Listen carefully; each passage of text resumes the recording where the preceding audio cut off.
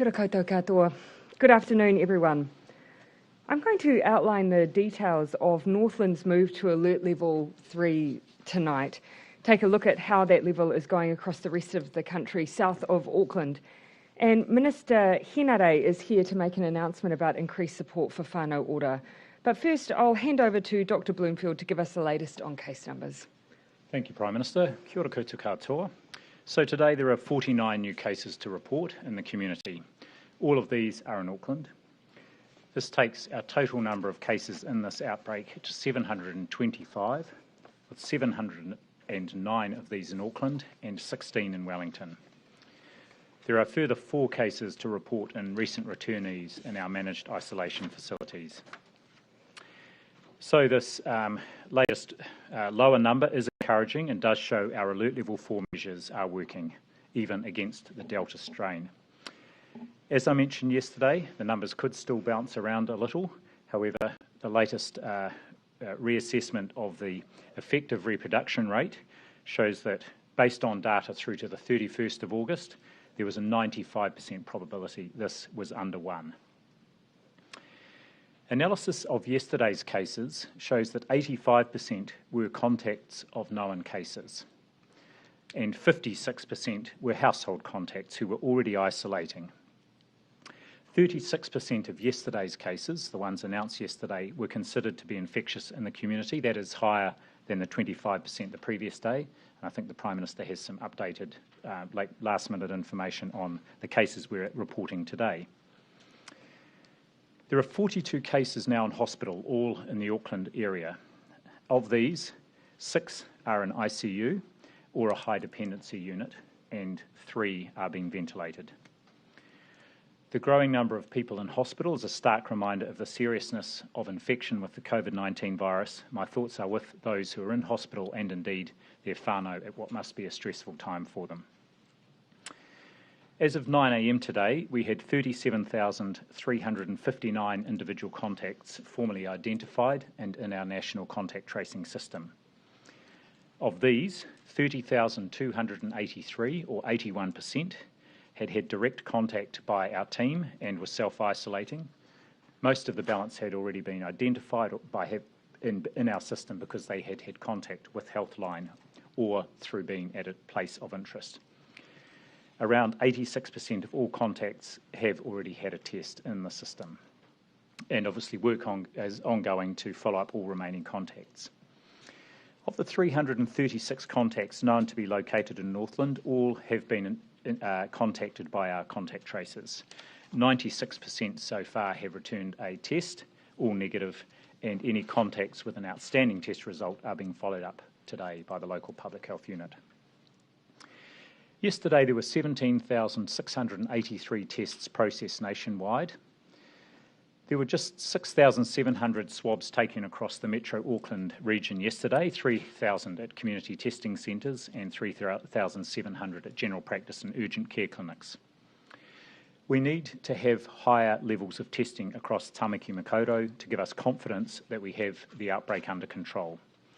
If you have symptoms, any symptoms at all, or have been at a location of interest, or are a contact and should be tested, please do so. This is absolutely essential for our understanding of whether the outbreak is under control and therefore having Auckland in Alert Level 4 for the shortest time possible. ESR continues to conduct whole genome sequencing at pace with 469 genomes sequenced to date.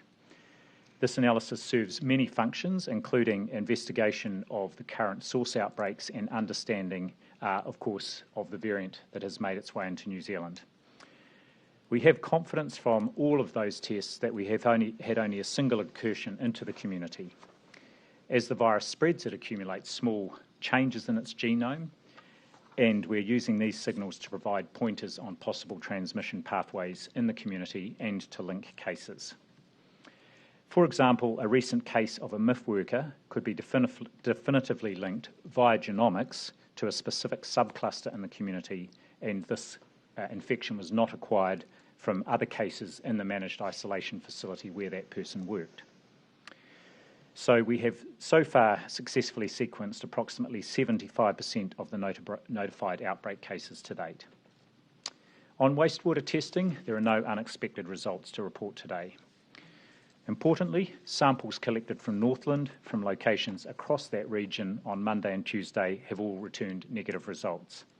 And this included wastewater from local communities between 100 to almost 50,000 in population. So far, wastewater testing has been undertaken in 148 places across the country, covering an estimated 3.8 million people, and that's 95% of people covered by our reticulated wastewater systems. Just turning to briefly to a couple of testing results. As you're aware, there was a positive test result received from a worker at the Spring Hill Corrections facility a couple of days ago. Negative results have been received from subsequent swabs taken from this worker, and so our investigations continue. At this stage, it remains a positive result under investigation as opposed to a positive case. However, all precautions remain in place as if this is an acute infection. All tests to date from co-workers and inmates have returned negative. There was also a case I referred to yesterday as being under investigation. It was identified at Mid-Central DHB region and has since been determined to be an historical case previously reported overseas and not linked at all to our numbers, to our outbreak here. A message to our essential workers in the Auckland region: it is vital that if you have any symptoms at all, or you have been at a location of interest, that you do not go to work. Let your employer know, stay home, ring Healthline for advice on where to get a test, and isolate in your bubble until you have the results of that test. For essential workers who are crossing back and forth between the Auckland and Alert Level 3 boundary, I am asking you to get tested within the next 3 to 4 days, even if you have no symptoms. We are looking at how to put in place a system to check that these commuting essential workers are being regularly tested to support our efforts now and in the future.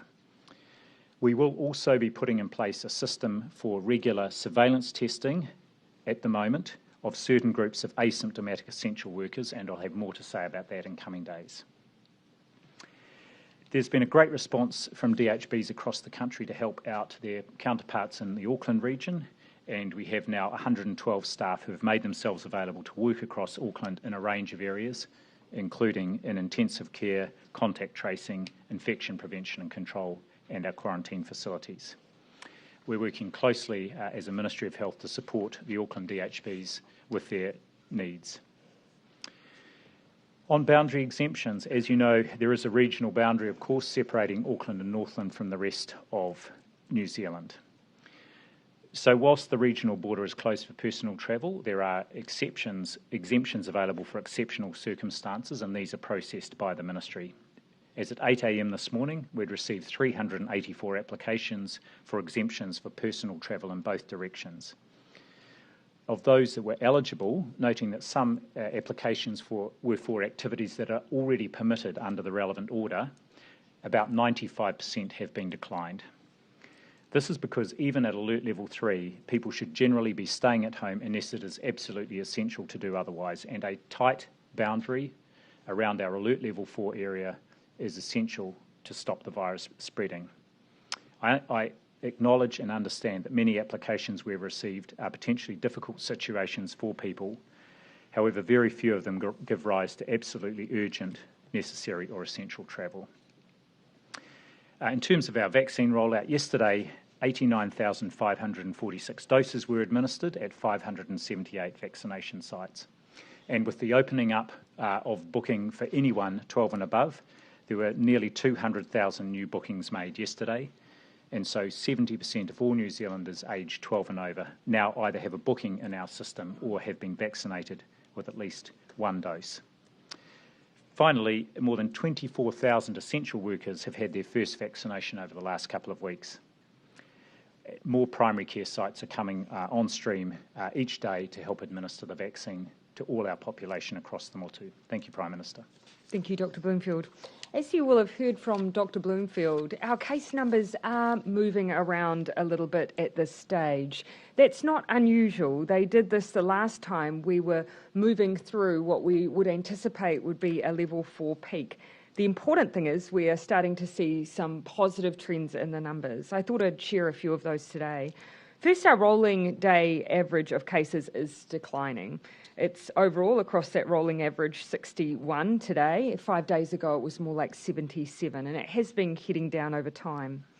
Secondly, we are seeing fewer cases that are infectious in the community. Today, around 14%, or 7 of the cases that are being reported, were considered to be infectious in the community, a number that has been falling since lockdown. But just to be clear though, that doesn't imply that those individuals were necessarily breaking any of the rules. For instance, the most common exposure event for these 7 people was visiting a supermarket or a dairy. And for those 7 people, the number of exposure events in total were 9. Overall, the number of cases without exposure events and already in isolation as contacts of existing cases has also been increasing. This means our contact tracing is making a difference. It's identifying contacts and getting them isolated and stopping the spread of the virus to others. And while we expect to continue to see cases of in-household transmission, lockdown and isolation is really supporting us as we try and stop the spread beyond that. So not only has lockdown stopped that exponential spread of Delta, there's clear evidence that our plan is making a difference to extinguish those last chains of transmission so that we can reduce restrictions as soon as possible. We do, however, just need to make sure we're sticking to the plan and sticking to it firmly. And this is where I want to add a message. If you are a contact, if you have been at a location of interest and advised to stay home as a result, you absolutely must do so. If you don't, you're risking the health of those around you, and you risk prolonging this lockdown for yourself and for others. Now, while we haven't seen widespread evidence of this being an issue, it is such an important message. I will keep repeating it nonetheless. A quick update on Northland. You'll recall that we kept Northland at level 4 for an extra 48 hours because of the late emergence of cases in the Warkworth area and a large work site involved, and the need to get some extra reassurance that we hadn't seen undetected transmission in the wider community as a result of some of those later discoveries of cases. 27 extra wastewater samples were taken from 26 sites right across the region on Monday and Tuesday. None have detected COVID-19. On that basis, we can confirm that Northland will move to alert level 3 at 11:50 p.m. tonight as planned. I want to thank everyone in Northland for their patience while we built just that extra bit of peace of mind that everything is contained and confined within the boundaries we expect. Northland will now be treated in line with the rest of New Zealand outside of Auckland, with settings reviewed on Monday, the 6th of September. The shift to alert level 3 in the north brings in the northern alert level boundary, in addition to the boundaries that's already operating in the south of Auckland. Please continue to engage with iwi regarding the management of the northern checkpoints, but rest assured the purpose of the checkpoints is to keep COVID out. The northern checkpoints will be set up again at the following locations: State Highway 1 and Mangawhai Road and north of Coal Hill Road, Black Swamp west of Rako Road, Mangawhai Road and Kames Road, and Mangawhai Road and Ryan Road. Remember that personal travel between alert levels is highly limited and requires permission or an exemption. The same applies to business and work travel across the boundary, which is also strictly limited. These tight restrictions appear to be working well. I'm told by police that traffic movement on the southern boundary has been low and orderly. A huge thanks to all those who applied for their essential business travel documents in advance. It really has made a difference. I'm advised that overall compliance on day 1 of level 3 has been good. A couple of reminders though. Level 3 this time is different for Delta, and specifically there are new requirements for mask wearing. Anyone working at a business that is open and outwardly facing at level 3 must wear a mask, and anyone visiting that business, such as someone making a contactless pickup, must also wear a mask. But just as a general rule, if you're leaving the house, please wear a mask. It makes all the difference. I've also been advised that there, unfortunately, have been multiple reports of abuse towards bus drivers and other essential transport staff over the past couple of weeks. There is never any justification for lashing out at our essential workers. They are effectively putting themselves at risk every day to keep crucial services running. Every one of them is doing their best under very challenging circumstances. please, I would ask everyone, be patient and be kind. I know that we would all be very saddened and appalled to hear that some of our essential workers have been having this experience.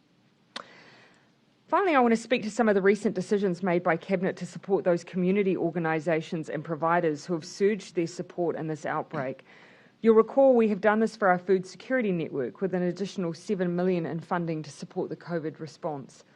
And today I can announce that Cabinet has approved over $49 million in additional funding to support Whanau Ora and Pacific providers to assist in responding to the current outbreak, especially given it is disproportionately impacting the Pacific community. This funding will also assist in the highest possible uptake of the vaccine across Māori and Pacific communities. The extra Pacific funding allocation of $26 million will go towards health and disability services, sustaining the response to the current outbreak, including welfare support, scaling up mobile outreach and Pacific community vaccination services, and supporting ongoing engagement and communications to specific ethnic groups within the Pacific community. Last lockdown, Whanau Ora also rallied, adapted and evolved to meet the changing needs of Māori communities. They were a linchpin, providing not only practical support, but a huge amount of comfort for communities. This time around, the demand on their service has been even greater. The changed definition and widening of our use of contacts linked to active cases means the number of people who have had to isolate has increased. I want to hand over now to Minister Henare to set out the details of the additional Whanau Ora funding, and then we'll be happy to open for questions.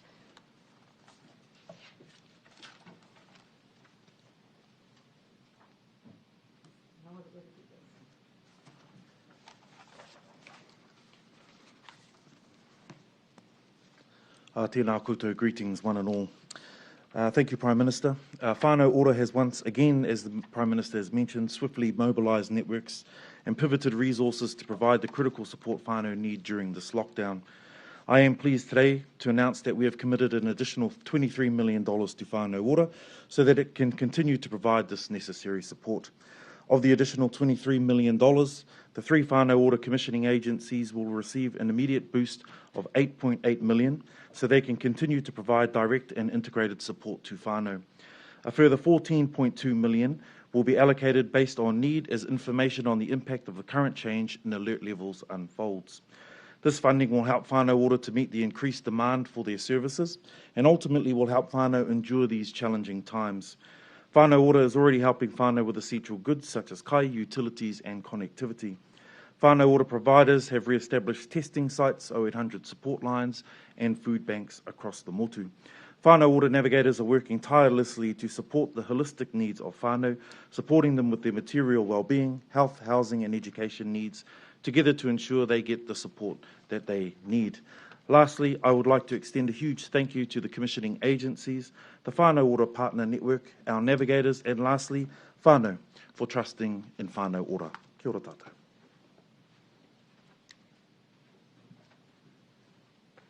Thank you, Minister Henare. What I might do is, if we have questions on the Whanau Ora announcement, can I bring those forward and undertake those at the beginning of our question answer, and that way we won't have too much jostling at the front. So, Rikuwai. Does it take Māori and Pacifica to be in crisis mode before we're going to see these kinds of fundings drop to Whanau Ora? We know that the vulnerabilities of Māori and Pacifica communities have been well canvassed long before this outbreak, but does it take an outbreak to see funding get to communities? No, absolutely not. We had increased Whanau Ora funding before we had the tragedy of COVID-19 as a pandemic affecting our Māori and Pacific communities. So absolutely not. But what we also recognise is the additional impact that this pandemic is having on those communities. And I would say the same for the vaccine rollout. We already had additional support for the vaccine rollout for Māori and Pacific communities. This is on top of that once again. But I'll let Minister Henare speak to some of those numbers. Thank you, Prime Minister. The numbers of the most recent Whanau Ora budget of 2020 was quite clear that there were 2 parts to that. That was for the response and the resilience for whānau. So we want to continue that, and which is why this particular announcement today is for the immediate response that Whanau Ora have been able to swing and pivot into action right away. I would also like to add that with respect to that response, we made it clear when we negotiate with our commissioning agencies that the money that was given and offered for the resilience and building resilience of Whanau would continue to be an agile and nimble process as we look towards responding towards lockdowns like we've seen in the past couple of weeks. So, no, I'm proud of the work we've done for Whanau Ora, and we'll continue to support a kaupapa that works. What does that funding breakdown look like? Well, how is that going to be broken down? So, of the $23 million announced today, I've already mentioned $8.8 million will be distributed under the normal Whanau Ora formula. That means it's spread across the 3 commissioning agencies. I also said that a further $14.2 million would be held back while we assess the need of ongoing support required through this particular lockdown. The Prime Minister and Dr. Bloomfield have already stated that Tāmaki Makaurau is at the heart of this current lockdown, so we want to make sure that those resources are aimed and targeted at supporting where it's needed the most. Prime Minister, just for you on this topic. Minister Hinode has spoken this week about targeted incentives for young Māori people, rangatahi, in order to get them vaccinated. You've already seen the likes of Ngāti Hine Trust, for example, in Moriwa are doing that. Some Kira kaupapa might be doing it in Northland too. Is there going to be a national approach in terms of rolling that out, and will it be targeted specifically to Māori, or will it be across the board with young people? I think the most important thing is that actually we give the ability of our local providers to do what is going to work for their communities. They know their communities best, and we want to see innovation in our vaccine rollout and people not feeling constrained that they can, if they believe, identify initiatives that will make a difference, that they can do that. And I've shared from this podium a number of times before some of the things that I've seen in terms of mobile vaccine clinics that vary across the country, dependent on who it is targeting and who they're working for. For instance, before the outbreak, I was talking to one of our North Island providers. They were looking at providing events where they had food trucks coming in to try and create events around vaccination, to try and bring in different cohorts, different age groups. So we want that flexibility and that innovation. On incentives, we have had some work being done by the vaccination team on other countries have used incentives, and they've been used in different ways. So we've got enough research out there to demonstrate when they work and when they don't work. So that's information we can make sure we provide providers so they can see what's been used overseas. So it sounds as if you're saying that basically if Māori health providers think it is a strategy that works like Ngāti Hine, that they're able to, does that mean that you are going to give them additional funding to cover the costs of the fact that they think that works? So I'm not going to speak to individual initiatives here.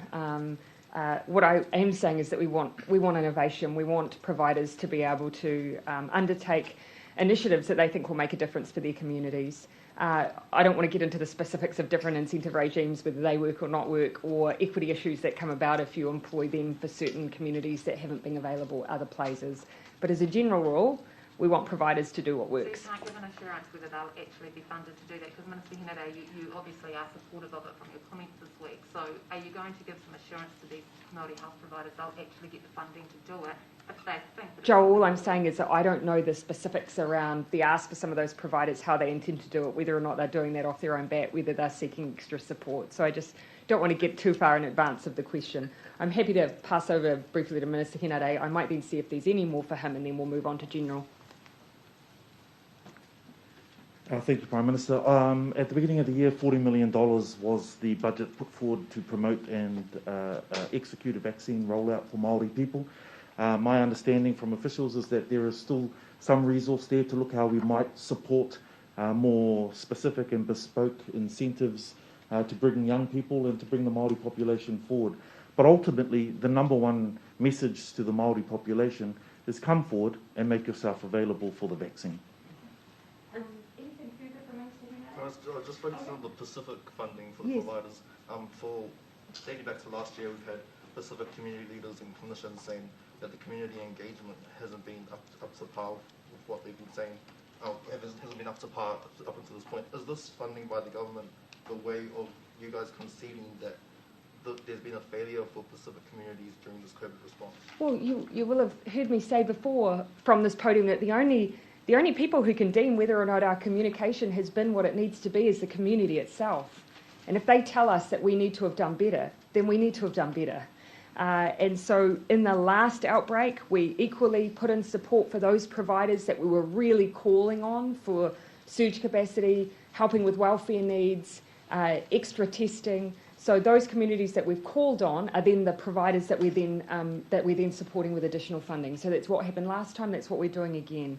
Because, of course, it's only unfortunately when that provision is, when we're needing to do those welfare checks, those extra, for instance, meeting those extra needs while people are in isolation, when you see that we need to then come in straight away with the funding to support the providers to do that job.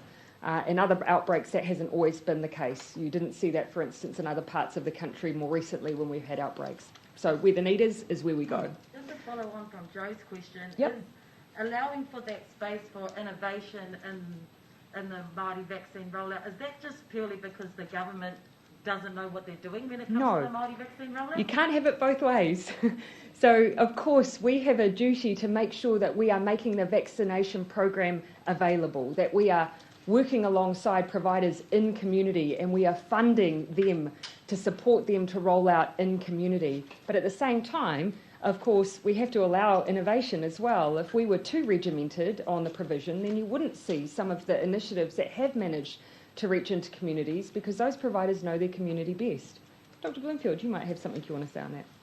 Just to say that, as Minister Henare said, there was funding made available right at the start of the program, recognising that both Māori and Pacific providers would have additional costs to stand up the vaccination programs they're delivering, and to work with them to ensure that they had both flexibility but also access to other support and resources that we can provide from the centre, including comms resources and so on. So that's been in place right from the start of the program. Clearly over the last 2 weeks we've seen that big increase in vaccination rates, including amongst Māori and Pacifica. So we are looking at what additional resources they need and regular conversations underway. Yeah. Dr. Bloomfield, Okay. this is kind of a triple barrel, but if you could maybe give us a bit of an update about how many negative pressure rooms we have and how many more are being added, also how many more ICU nurses are needed to join Auckland's response, and then just following on from that, were hospitals prepared enough for this outbreak should those things have been ready to go if we knew that Delta was likely to reach New Zealand?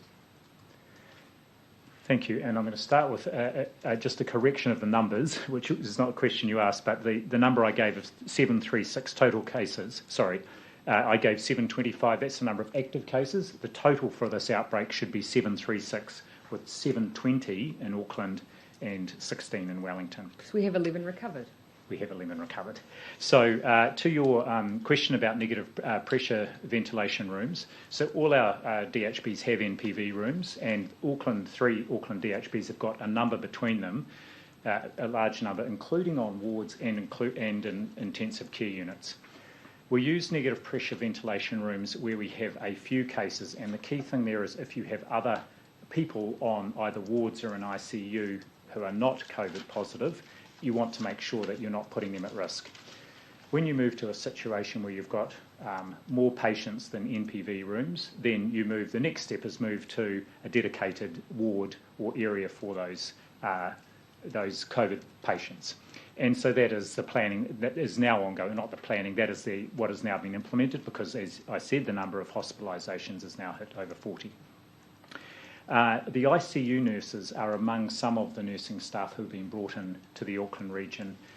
When you have COVID positive patients in the intensive care unit, you separate out your nursing and other staff to make sure that those looking after the COVID patients are just dedicated there. And so this is bringing extra staff in so that those DHBs can keep the separate streams of staff working in intensive care units. And in terms of preparation, yes, there certainly was very good preparation in place. But what is happening now, of course, is you're seeing the plans being put into action in terms of getting additional staff from outside of the region as and when needed, standing up extra quarantine facilities given the large number of cases, and so on. Prime Minister, could there be an earlier alert level shift for the South Island, considering there's still COVID-free, and separately, what changes have been made to NCEA and why? So no, that hasn't been part of our plan. We've said that we want to bring all of the review for all of New Zealand through till Monday. And one of the reasons for that is, of course, while we have several hundred contacts that have been in the South Island, those are the ones we know. And whilst those have been contact traced, they've been tested, they are the ones that are known to us and our ministry team. There may well be others connected to these cases that we don't know about. So level 3 provides that extra layer of caution. Our goal is to keep COVID out of the South Island. Stepping down cautiously is the best way that we can assure that when we do lift restrictions, it stays that way and those businesses can remain free of some of the challenges we're facing elsewhere. On that, several on NCEA, so look, I think we will possibly be ensuring that Minister Hipkins may be available to answer some of the detailed questions around that. But what we've really forward planning for is if we have schools in Kura who are disrupted by alert level 3 or 4 for a total of 4 weeks or more, some additional changes around NCEA, and they particularly relate to learning recognition credits and thresholds to receive course and certificate endorsements. It's really just us trying to mitigate against some of the impacts of level 3 and 4 on our students for prolonged periods. On the South Island. Mikey. Just going back to the health workers issue. Health workers have told us that Novotel is not currently staffed to look after COVID patients, which is why many of them are being offloaded to hospitals. What's your response to that, and how well-resourced are Jet Park and Novotel with the necessary healthcare staff to adequately care for COVID patients? Yes, certainly one of the key inputs into standing up a new quarantine facility like the Novotel and indeed the Holiday Inn, which is coming on board today, is ensuring we've got enough health staff. And in fact, the stand-up at the Holiday Inn was deferred by 24 hours to ensure that there were sufficient health staff there. So I'm confident that not only have they got the health staff they need to run those new quarantine facilities, but that also they are able to provide the level of care that might be needed for people who are in those facilities. And, you know, with large numbers, hundreds of people with COVID-19, many of those people are quite unwell. Most of them can be cared for as if they were at home, but they're in these facilities, but some will need hospital-level care. And that's when they require hospital-level care, that's when they're taken to hospital. And Prime Minister, just in terms of people who are in isolation, is 4 o'clock too late for children in isolation to wait for lunch? Well, so if I firstly on the MIQ, if I could just add that the alternative to our contacts being in MIQ would be them being at home, which is what a large number of countries would otherwise do. By having them in our managed isolation facilities, it means that, yes, we have that care on hand and available and able, I would say, to much more quickly make an assessment if someone needs hospital level care than if they're spread out around their homes around Auckland. On your question, that is not usual practice within our isolation and quarantine facilities. Certainly from what I know of them, they are very regular and routine in their provision of service to those who are in our facilities. And 160,000 New Zealanders who have been through our facilities would be able to attest to that. So if that's happened, that strikes me as being an unusual set of circumstances, and I would be happy to look into whether or not what issues have caused that. It has happened, and there's... I picked that up from your question. Yeah, there's distressing video of a woman in the MIQ with her children waiting for them to be fed, and then she's broken the bubble and gone down to see staff members. Is that disappointing, and what sort of is being done in terms of the mental health impact for people in isolation with children and ensuring that they get what they need, including exercise? And of course, there are different restrictions around people who are COVID positive, around their ability to move around facilities. But our teams in our managed isolation facilities do an incredible job of particularly trying to care for families where they have children, learning packs, providing as much stimulation as they can for those kids because they know how difficult it is. But as I say, 160,000 New Zealanders have been through our facilities and by and large have an incredible experience despite the tough circumstances. I would need to look into that individual case to understand what happened there specifically, because that is not usually the experience of most people. People not wanting to comply if we have that sort of service? What is critical is that people comply. It's critical. It's critical to the health and safety of the staff and to the families. And what you're explaining to me sounds highly unusual given the 160,000 people we've had through, and I know the huge act of service that our MIQ workers give to working in those facilities every single day. Yeah, so I'll just try and paint around those who haven't. Jane. Can you please outline what kind of effect bringing staff in from other parts of the country might have on elective and outpatient? Also, the age of people in ICU and their status. And for the Prime Minister, can you talk a little bit more about those positive exposure events? Is that 36% concerning, and are you still looking at stricter essential worker? Sure, I can do that.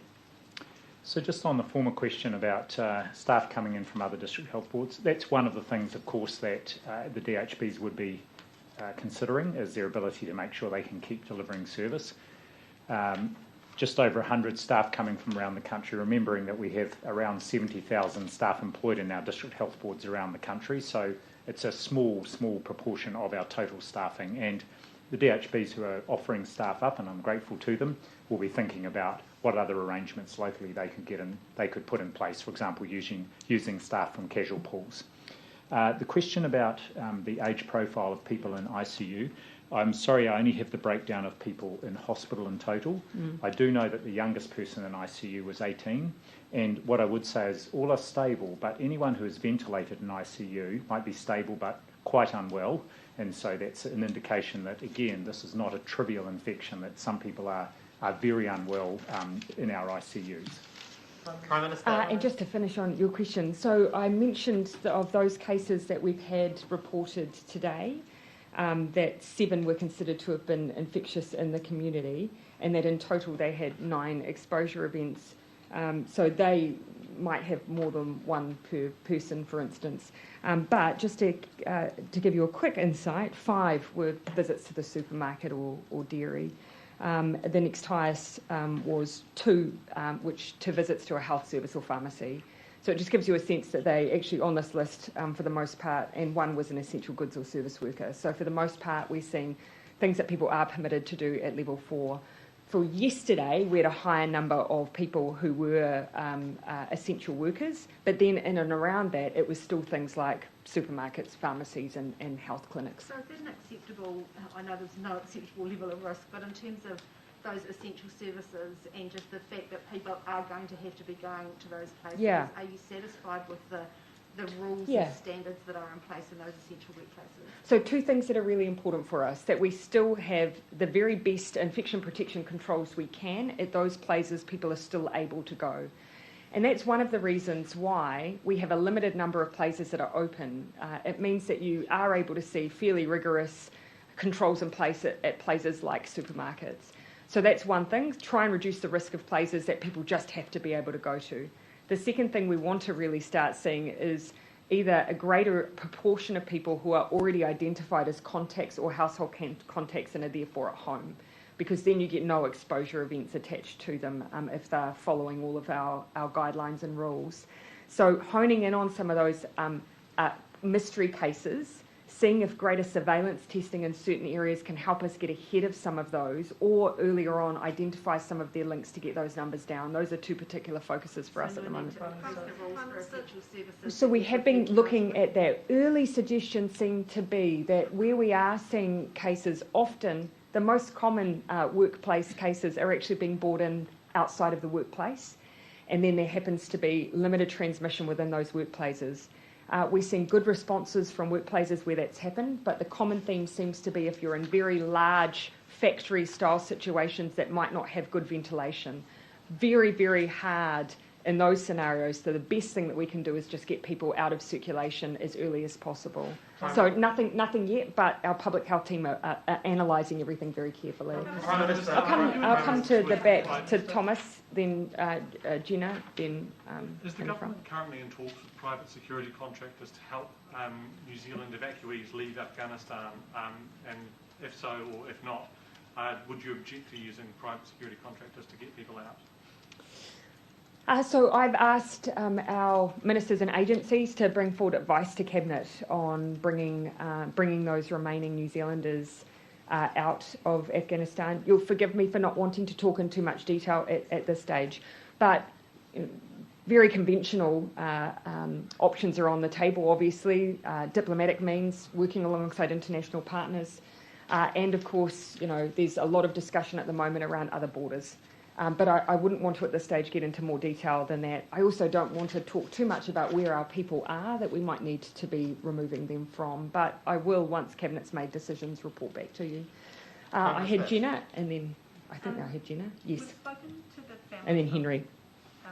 We've spoken to the family of a man who is dying. His brother has been granted a humanitarian border exemption by the Ministry of Health to say goodbye, but he's been declined an emergency MIQ spot because he's not a citizen. MB being too rigid and undermining the Ministry of Health here, and does this all point to the fact that there is a lack of spaces and a lack of staff to run the facility? No, that's been a long-standing issue around access to our MIQ. You use the word citizen, so I assume therefore that the person doesn't have permanent residency either. So, of course, there have always been limitations over who can access our managed isolation facilities, and that's been the case since they opened, unless, of course, you're coming in for the longer term. Those who are coming in for the longer term and are critical workers, like health workers and so on, are able to, but otherwise, those who can come into MIQ is limited to those who have those legal entitlements to be in New Zealand, and that is one of the devastatingly sad things about what we've had to do at our borders. But if the Ministry of Health has signed it off on humanitarian grounds, that would ultimately suggest to me, of course, that Health aren't assessing people's legal eligibility. That's something that obviously comes through our MIQ system. Do you have any concerns about Dr. Bloomfield, do you have any concerns about the visit policies in place at any of our hospitals, as some of them are more strict than others? What sort of policies? Sorry, I just missed the visitor policies. Visitor policies. Well, there's a very clear set of criteria, instructions nationally, but then the way that is applied locally is up to the individual DHBs, as long as they have absolute rigorous measures in place to reduce any risk. So there may be some flexibility locally, but there's very clear guidance nationally. Prime Minister, are you totally comfortable with the fact that 3 people stub nose off? We talk level around the fly around the country during level 4 without any kind of exception, and are you totally comfortable that that hole has been plugged and actually now checking everyone? Yeah, so of course we have put in our expectations around really only those people who are deemed to be essential workers and who are required to move around as part of fulfilling the essential work to be accessing regional travel. So regional travel is available, but on very limited circumstances. So without speaking to individual cases, we have had checks taking place. Airports have been reporting into us what they've been seeing.